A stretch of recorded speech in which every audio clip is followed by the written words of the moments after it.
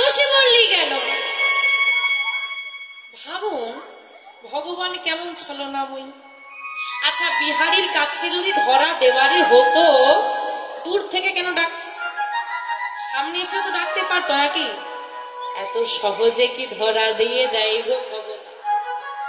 শেখরা যেমন কষ্টি পাথর দিয়ে ঘষে ঘষে বিচার করে দেখে নেয়, পরখ করে নেয় কোনটা আসল সোনা কোনটা নকল, ভগবান তেমন পরীক্ষামূলক কষ্টি পাথরে যাচাই করে নেয় কোনটা আসল ভক্ত আর কোনটা নকল।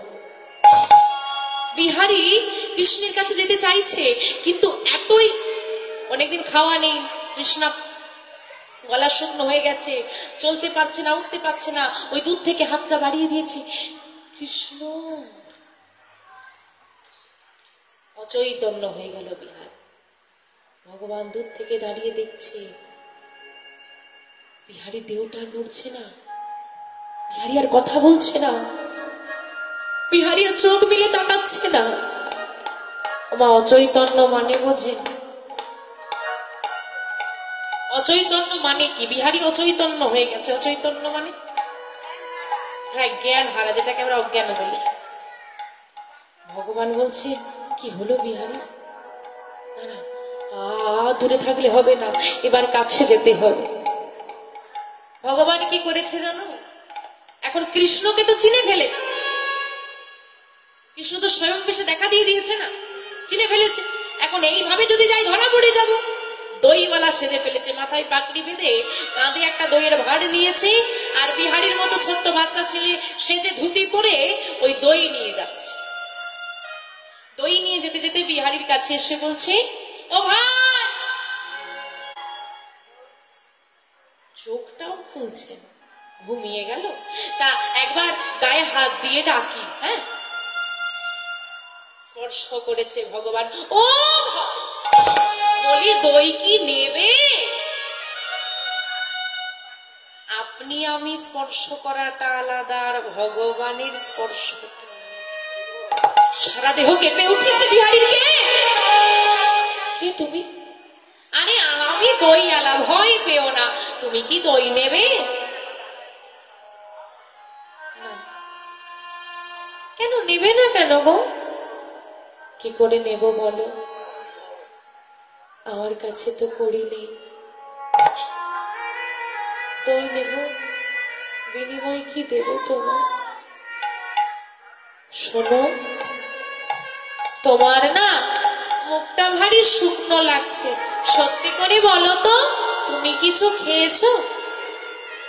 না গো, আমার কিছু সেবা হয়। এই নাও, আমার দইটা তুমি নাও। আমার কাছে করি নেই। দিতে হবে না, এমনি নাও। না, আমি নেব না গো, আমি নেব না। কিছু দিতে যখন পারবো না, নেব কি করে তোমার থেকে? তোমার কাছে ঋণী হয়ে যাব না? আহা, ছোট্ট ছেলেটার বিচার বুদ্ধি দেখেন, ঋণী হয়ে যাব না। তুমি বড্ড বেশি ভাবো। আচ্ছা যাই হোক, আজকে প্রচন্ড রোদ বলো। হ্যাঁ। ও কৃষ্ণ নাম রাখে গর্গ ভেরিতে জানিয়া, গর্গমণি রেখেছিলেন। তো ওনাকে যখন যশোমতী মা জিজ্ঞেস করলেন কি নাম রাখবো, উনি জিজ্ঞেস করেছিলেন আমি কি নাম রাখবো। যে নামেই ডাকি না কেন, সে নামেই তিনি সন্তুষ্ট। প্রধানত আমি ভাবুন, আপনাকে যদি বলি এই চোর, ভালো লাগবে? ভালো লাগবে কি লোকজনের সঙ্গে ডাকলে? তো বোঝগোপীরা বলতে, এই ননি চোর শোন। আমরা না মাখান চোরা কি যায়, চোরের জয়, মানে চোরেরও নাম ডাক আছে। তাও যে নামেই ডাকবে আমি সেই নামেই সন্তুষ্ট, তুমি শুধু ডাকো। তিনি বলছেন তোমার নাম কি ভাই? না, আমার নাম নন্দদোলা। ও ভাই, তোমার বাবার নাম কি গো? বিহারীর পিতার নাম কি?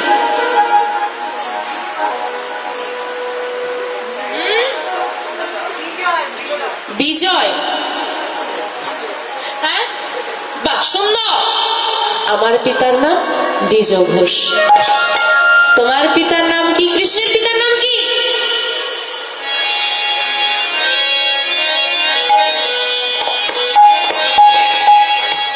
ওমা, কৃষ্ণের বাবার নাম কি গো?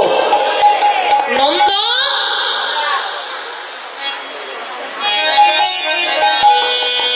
ওমা, দুলাল কথার অর্থ হচ্ছে মানে সন্তানকে আমরা দুলাল বলি না, সচির দুলাল মানে সচি মায়ের সন্তান।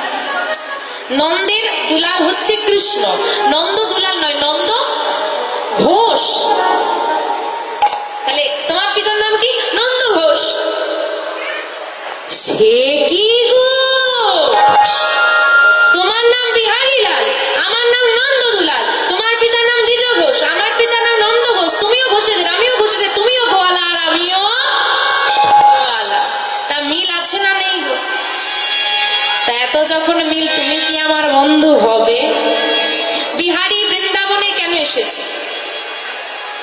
কৃষ্ণের বন্ধু হবে বলে আজকে ভগবান স্বয়ং বলছে তুমি আমার বন্ধু হবে। ধরা না দিও, ধরা দেওয়া যায় গো, কেন হব না? তাহলে আজ থেকে বিহারী লাল নন্দদুলাল বন্ধু। তা অচেনা ব্যক্তি জিনিস না হয় খাবে না, কিন্তু বন্ধুত্বের খাতিরে তো একটু খেতে পারে। এবার দইটা খাবে। বিহারী সেবা করলো ভগবানের দেওয়াল দই। আগেই বলেছি মায়া বলে জলাশয় সৃষ্টি করা আছে, সেই জলাশয় থেকে জল পান করে বিহারী সুস্থ হলো। বিহারীকে এবার বলছে, নতুন যখন এসেছো ভাই, কেন এসেছো? কোথায় যাবে? আমি বৃন্দাবনে যাব। কোথায় যাবে? বৃন্দাবন। ঠিক করে বলো কোথায় যাবে? আরে বাবা, বৃন্দাবনে যাব। ও বন্ধু, আর কোথাও যাওয়া লাগবে না, এটাই তো শ্রীরাম বৃন্দাবন, এটাই গৌর হরি হরি হরি। এটা বৃন্দাবন, এটা বৃন্দাবন, ও ভাই এটা বৃন্দাবন। আমি বৃন্দাবনে এসে গেছি। আমি ও ভাই, এই বৃন্দাবনে কৃষ্ণের বাড়িটা কোথায় একটু বলে দাও না, আমি কৃষ্ণের কাছে যাব। ভগবান মনে মনে হাসছে আর বলছে, বিহারী দেখ তোর কাছে দাঁড়িয়ে আছে।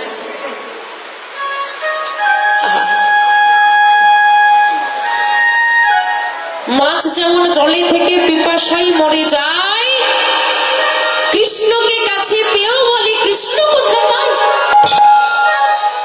মাছ কোথায় থাকে? তবু তার গলা শুকনো হয়ে যায়। আর কৃষ্ণকে একদম কাছে পেয়েও বলছে কৃষ্ণ। ধরা তো আমি দেব না। কৃষ্ণের বাড়ি যাবে, চলো আমি নিয়ে যাচ্ছি। এবার ঘটনাটা মন দিয়ে শুনুন। যদি কেউ বৃন্দাবনে যান, আমি যে মাধবের ঘটনাটা এখন বলছি, এই মাধবকেই আপনি দর্শন করুন। যার কথা আজকে আমি বলছি, এখনো ওই মাধবই আছে, এখনো পর্যন্ত আপনি গেলে তাকে দর্শন করতে পারবেন। যাকে আপনি বাঁকে বিহারী নামে চেনেন, সেই মাধবের কথা আজ চলছে। তো বিহারী হাতে ধরে ওই নন্দদুলাল নিয়ে গেল কোথায়, যেটা আপনি বাঁকে বিহারীর মন্দির নামে চেনেন। ওই মন্দিরটা তখনকার দিনে রাধা মাধবের মন্দির। আর ওই মন্দিরের পাশে একটা ছোট্ট বাড়ি ছিল, যে বাড়িতে বসবাস করত মন্দিরের সেবাই। সেবাইত মানে বোঝেন? মন্দিরের একজন সেবাই থাকে, মানে যিনি তাকে প্রতিদিন সেবা দেন।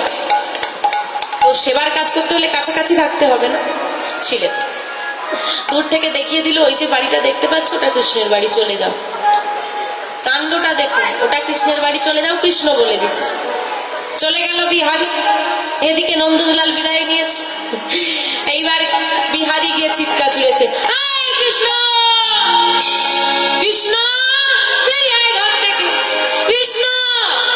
এখন কৃষ্ণ থাকলে তো বেরো। অনেকক্ষণ যখন চিৎকার করছে, সেবাই ঠাকুর বেরিয়ে এসে যায়, কে রে চিৎকার করছিস কেন, কাকে চাই? কৃষ্ণ বাড়িতে আছে, একটু ডেকে দাও তো। কৃষ্ণ? কে কৃষ্ণ? তুমি কৃষ্ণকে চেনো না? আরে বাবা, যে কৃষ্ণের নবলক্ষ ধেনু 24 জন সখা, আমি সেই কৃষ্ণের বন্ধু হব বলে ঘর ছেড়ে, মাকে ছেড়ে চলে এসেছি সেই কৃষ্ণকে দেখে। সেবাই ঠাকুর অবাক হয়ে তাকিয়ে আছে। এতটুকু ছেলে আমার মন্দিরের রাধা মাধবকে পাবে বলে ঘর ছেড়ে দিয়েছে। আহারে, এখন যদি বলে দিই যে কৃষ্ণ বলে কেউ নেই, ছেলেটার মনটা ভেঙে যায়। মনে মনে জানাচ্ছে, হে রাধা মাধব, প্রতিদিন তো তোমাকে সেবা দিই, আজ তোমার নামে একটা মিথ্যে কথা আমি বলছি, তুমি আমার অপরাধ নিও না। তবে ওই ছেলেটার ভক্তি যদি সত্যি হয়, আমার বলা মিথ্যে কথাও একদিন সত্যি হয়ে যাবে। হ্যাঁ রে খোকা, এটাই কৃষ্ণের বাড়ি, তোর নাম কি রে? আমার নাম বিহারী লাল, পিতার নাম দ্বিজ ঘোষ। বাহ, এটা কৃষ্ণের বাড়ি, তো কৃষ্ণকে ডেকে দাও। ডেকে দেব? কোথায় পাবো? বিহারী বলছে কৃষ্ণকে ডেকে দাও, কোথায় পাবো? শোন না বাবা, কৃষ্ণের কটা গাভী? কৃষ্ণের কটা গাভী? 9 লক্ষ, তাই তো? তা বলতো বিহারী, 9 লক্ষ ধেনু যদি একদিন একটা মাঠে ঘাস খায়, পরের দিন আর পাওয়া যাবে কি? আপনার বুদ্ধি কি বলে, পাওয়া যাবে? মায়েরাও বলছে না। রাধে রাধে। তো বিহারীকে বোঝানো চলছে, দেখো বাচ্চাদেরকে যা বোঝায় তাই বুঝে না। সত্যি তো, তাহলে কি হবে? পাওয়া যাবে। এই জন্যে কৃষ্ণ গরু চড়াতে চড়াতে অনেক দূরের মাঠে চলে যায়। তুই একটা কাজ কর, আমার কাছে থাক, আমাকে বাবা বলে ডাকবি, আর ওই দেখ কৃষ্ণ কটা গাভী রেখে গেছে, কৃষ্ণের গাভী নয়, ওই সেবাই ঠাকুর গাভী, ওই গাভীগুলো তুই চড়া। কৃষ্ণ এলে না হয় বন্ধুত্ব করিয়ে দেব, তখন একসঙ্গে চড়াবে। ঠিক বলেছ, বেশ। তাহলে সেবাই ঠাকুরের কাছে রয়ে গেল বিহারী। ওই যে সেবাই ঠাকুর যার কাছে বিহারী রয়ে গেল, ওই সেবাই ঠাকুরের একটা ছেলে আছে যে বিহারীর থেকে ছোট। বিহারীর বয়স কত? 5 বছর তার থেকে ছোট। তার নাম হচ্ছে গোপাল। কি নাম? মনে রাখবে।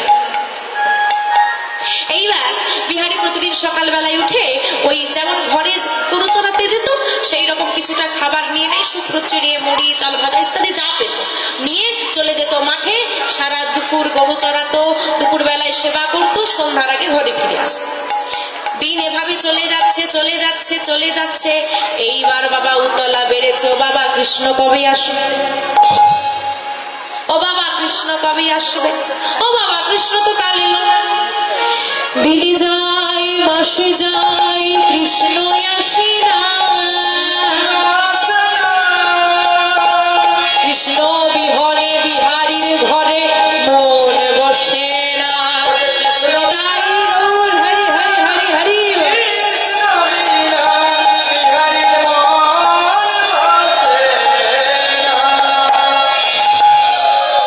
ও বাবা ভাল লাগে না, কৃষ্ণ কবে আসবে? মনের এই উতলা। একদিন হয়েছে কি মা, একাদশীর দিন।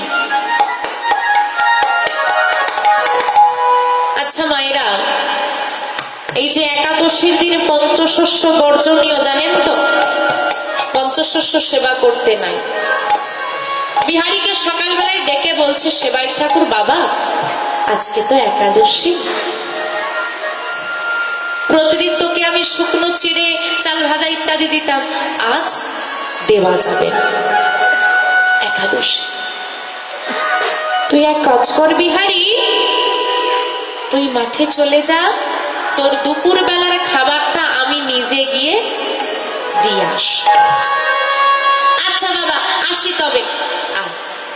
মাঠে চলে গেল বিহারী। ভগবানকে বাল্য দেওয়া হলো, রন্ধন হলো, ভক্ত সেবা হলো, গোবিন্দের সেবা হলো, কিন্তু বিহারীর কথা মনে নেই। আর ভক্তের কথা সবাই ভুলে গেলেও ভগবান ভোলে। এদিকে যত বেলা বাড়ছে, বিহারীর ক্ষুধা বাড়ছে, আর বিহারী দেখছে বাবা তো কই আসছে না, বড় ক্ষুধা লেগেছে। ও দয়াময়, কোন সমস্যা হলে মা তোমাকেই বলতে বলেছে, দেখো না আমার কত ক্ষুধা লেগেছে, কিন্তু বাবা এদিকে আসছে না, তুমি কিছু করো দেখি। ভক্তের সরল মনের ডাক ভগবানের কানে যেই না পৌঁছে, আপনি যে বাঁকে বিহারীকে মন্দিরে দর্শন করেন, ওই বাঁকে বিহারী মন্দির ছেড়ে দিল, নিজে পায়ে হাঁটতে হাঁটতে আসছে। আপনি ভাবতে পারছেন? আজকে দেখুন এই যে রাধা মাধবের এখানে চিত্রপট দেওয়া হয়েছে, ওই কৃষ্ণ যদি হাঁটতে হাঁটতে বেরিয়ে আসে, ব্যাপারটা কিরকম বুঝতে পারছেন তো? সেই রকম ওই রাধা মাধব মন্দির ছেড়ে, রাধারানী দাঁড়িয়ে আছে, ওই মাধব হেঁটে হেঁটে চলে যাচ্ছে। এখন যদি এই বেশে যাই, কি গো মা, যদি কৃষ্ণ স্বয়ং হেঁটে হেঁটে যাই, তুমি কি করবে? মারপিট লেগে যাবে না লোকে লোকে? এ নেবে, ও নেবে, সে নেবে, লাস্টে কৃষ্ণ হেঁটে চলে যাবে আর মানুষ মারপিট করতে ব্যস্ত হয়ে যাবে।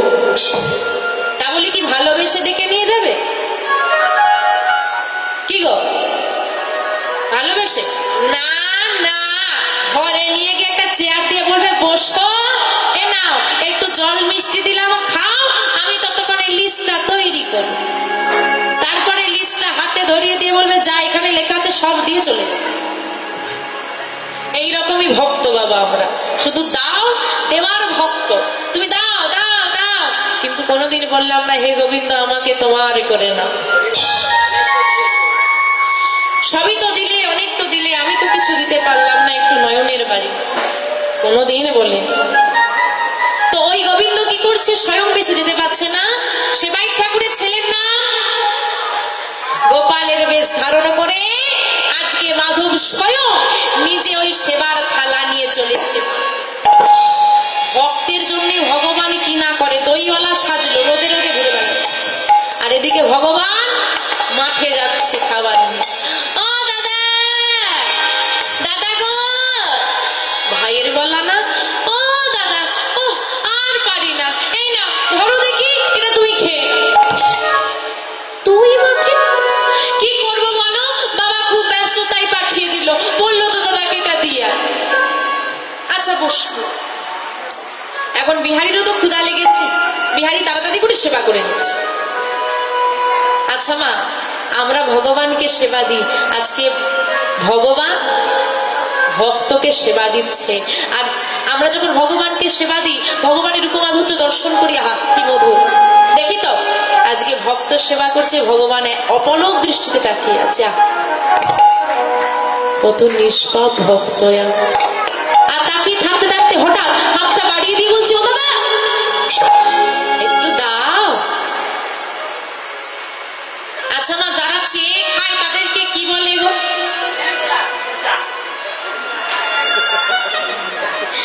তাহলে ভগবান হ্যাংলা। আচ্ছা এই হ্যাংলাটাকে ভালো ভাষায় কি বলে গো? লোভী, তাই না? তাহলে ভগবানেরও লোভ আছে, তাই তো প্রমাণ হলো। তা মা আপনাদের লোভ আছে নাকি? বাহ, রাধে, খাঁটি কথা। তা মায়েরা বলছে লোভ আছে কিসে? ওগো শুনছো, ওই যে পাশের বাড়ির দিদি আছে না, তাকে না দাদা কি সুন্দর একটা সোনার হার করে দিয়েছে, আমাকে করে দেবে গো। এতে লোভ আছে, কিন্তু কেউ বলি না ওকে শুনছো, ওদের ঘরে প্রতিদিন গোপাল সেবা হয়, আমাকে একটা গোপাল এনে দেবে, আমিও সেবা করবো বলেছো কোনোদিন? ওই দিদি সুন্দর শাড়ি কিনেছে, একই রকম শাড়ি আমি কিনবো, কিন্তু ওগো ওই দিদিরা গলায় তুলসীর মালা নিয়েছে, গুরুচরণ আশ্রয় করছে, চলো আমরা করি, কেউ বলেছে? মধুর চাকের দিকে কারো নজর নেই, বলতার চাক এখন সবাই ভালো। এই যে মায়েরা সিরিয়াল দেখেন, আমি বলবো না আপনি দেখবেন না, দেখুন, ভালো জিনিসটা নিন, খারাপ জিনিসটা কেন নেবেন? প্রতি বছর একটা নতুন করে সিরিয়াল বেরোয়, সেই সিরিয়ালের নাম ধরে জামা কাপড় পোশাক বেরোয়, সেগুলো কিনে কিন্তু আমাকে পরতেই হবে, সেটা ভালো লাগুক বা না লাগুক। এই যে সব ছেঁড়া ছুরি জামা কাপড় বেরিয়েছে, বলে যেটা যত বেশি, মানে আমরা জানতাম ছোটবেলা থেকে যে জামা কাপড় ছেড়ে গেলে আমরা ফেলে দিই, সেটা আর পরি না। এখন দেখছি উল্টো, বলে যেটা যত বেশি ছেঁড়া তার দাম তত যদি এমন হবে জানতাম ছোটবেলা থেকে যত ছেঁড়া জামা কাপড় ছিল গুছিয়ে রাখ, দাম বেশি। গলায় তুলসীর মালা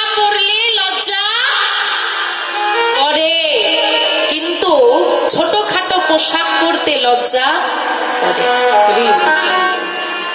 একটু সেবা করলে ব্যথা করে, সারা গায়ে রুধির পাত করে ট্যাটু করতে ব্যথা করে। বিবেচনা সত্যি। তুমি দেখো এখনকার যে যত বড় হয় তত ছোটখাটো জামা কাপড় পরে, যত আমাদের নারী সমাজের কথা বলি, যত বড় হয় তত ছোটখাটো জামা কাপড় পরতে ভালো, অঙ্গ প্রত্যঙ্গ দেখাতে লোকের সামনে মিলে ধরতে লজ্জা তাদের করে না, কিন্তু তুলসীর মালা পড়তে বড় লজ্জা করে।